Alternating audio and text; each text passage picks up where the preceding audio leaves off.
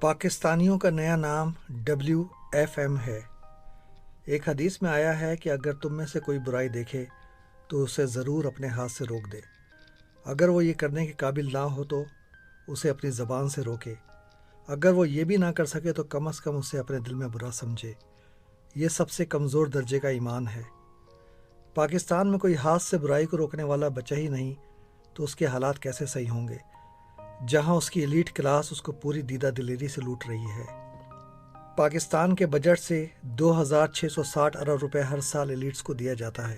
کراچی کا تقریباً آدھا پانی واٹر مافیا گروپ چوری کر کے بیچ رہا ہے، سب کی آنکھوں کے سامنے۔ Every day, tankers in Karachi make about 50,000 trips to deliver water.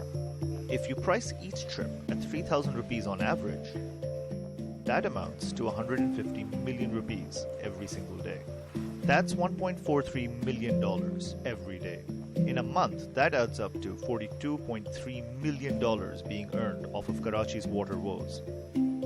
And by the end of the year, that means that this is an industry worth $500 million. غریب اپنی آمدنی کا 30% تک پانی خریدنے کے لیے خرچ کرتے ہیں، مگر چونکہ ایسی چوری کا زیادہ تر اثر بہت غریب لوگوں پر ہوتا ہے اور وہ کچھ کرنے کے قابل نہیں ہیں، اور باقی لوگ صرف تیسرے درجے کے مسلمان ہیں، اس لیے شہر اور اس ملک کے حالات شاید کبھی بھی نہیں بدل سکتے۔ کراچی میں پانی مافیا ہر سال $500 ملین کا پانی چوری کر کے بیچ رہا ہے۔ آئیے آج سے خود کو WFM کہہ کر پکارتے ہیں، یعنی ویک فیتھ مسلم، جو اصل میں ہم ہیں۔